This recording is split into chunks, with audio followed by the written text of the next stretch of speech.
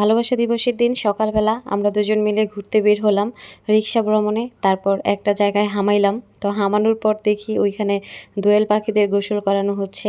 তারপর পাশেই ছিল অনেকগুলা ঝিলিমিলি বেলুন, আর এই ঝিলিমিলি বেলুন নিয়ে মানুষ ছবি তুলছে, কিন্তু আমাকে কিনে দেয় নাই। তো মনের দুঃখে আমি একটা গোলাপ কিনলাম যে আমিই তারে কিনে দিই। যাই হোক, দুইজনে মিলে এই গোলাপটা মাত্র 10 টাকা দিয়ে কিনলাম। তো ওই দিন মনে হয় আমিই সব থেকে কম টাকায় কিনতে পারছি। তো ওই বেড়াই বলল আমার একটু চা খাওয়াবে। তো যাই হোক, শেষমেশ কফি নিল কফি খাওয়াইতে, কিন্তু দুঃখের বিষয় হলো আমি তারে কফি খাইতে দিলাম না। আমি কফি দিয়ে একটু ভিডিও শ্যুট করতে যাইয়া কফিটারে ঠান্ডা করে ফেললাম। তখন মনের দুঃখে বাড়ি থেকে আবার বড়ই নিয়ে আসছিলাম ব্যাগে করে, এখানে বসে বসে খাবো। তারপর বসে বসে বড়ি খাচ্ছিলাম, কিন্তু দুঃখের বিষয় হচ্ছে কোনো লবণ নিয়ে আসি নাই। তারপর গেলাম যে ফুচকা খাইতে, আর রাস্তার পাশে এই মামাটা এখানে ফুচকা বেলপুরি এগুলো বিক্রি করছিল, আর পাশে দিয়ে পুলিশ ধাওয়া করছিল তাড়াতাড়ি রাস্তা ক্লিয়ার করার জন্য। তো আমরা খুবই তাড়াহুড়োর মধ্যে দিয়ে এই বেলপুরি বা ফুচকা খাইলাম। খাওয়ার পর আমাকে আবার চুড়ি কিনে দিবে বলল। তো যাইলাম চুড়ি কিনতে। ওইখানে যেয়ে প্রথমে কালো সাদা একটা চুড়ি পছন্দ হয়েছিল। আপনারা পরান তো সুন্দর করে, আমি তো পড়তে পারি না। খালায় খুব জোর জবরদস্তি কইরা খুব ঠেলা ঠেলা চুড়িগুলা পরায় দিল। তারপর এই চুড়ি পরা একটু ফুচকা নিয়ে ঢং ঢং করছিলাম। তারপর আবার খেতে চলে গেলাম। তো এখানে লুচি, গরুর মাংস, পেঁয়াজের সালাদ আর নিয়েছিলাম ডাল। তো যাই হোক, লুচিটাই একমাত্র ভালো লাগছে, গরুর মাংসটা ভালো লাগে নাই, দাম লাগছে প্রচুর।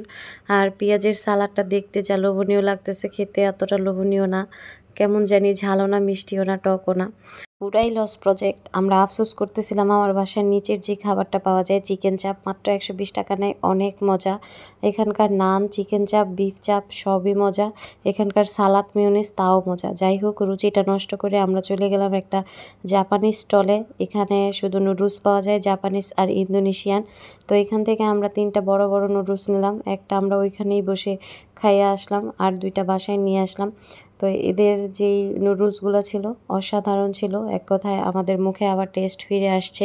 মানে আমরা ওই ভালো রেস্টুরেন্টের লুচি খেয়ে যতটুকু টেস্ট ওইখানে বিসর্জন দিয়ে আসছি, ওইটা আবার এই নুডলস খেয়ে ফিরে আসছে। তো যাই হোক, আবার যদি বইমেলায় কখনো যাই তাইলে যে এই নুডলসগুলো বাসায় নিয়ে আসবো ব্যাগ ভরে। যাই হোক, খাওয়া দাওয়া শেষ করে আমরা একটা স্টলের সামনে আসলাম। এটা খুব পরিচিত লাগতেছিল, কবি কাফিন্দ্রনাথের স্টল। খুব ভিড় ছিল, কিন্তু কবি ছিল না।